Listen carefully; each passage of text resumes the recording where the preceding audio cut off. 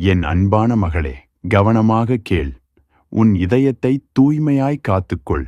தூய இருதயத்தில் நான் வாசம் செய்வேன். உன் பெற்றோருக்கு கீழ்ப்படிந்து நட. அது எனக்கு பிரியமான கீழ்ப்படிதலாகும்.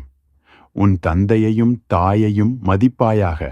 அப்படிச் செய்பவளின் நாட்களை நான் ஆசீர்வதிப்பேன். பெற்றோருக்கு பெருமை தேடிக் கொடுப்பவளாக இரு. ஞானமுள்ள மகள் தந்தையின் ஆனந்தமாவாள்.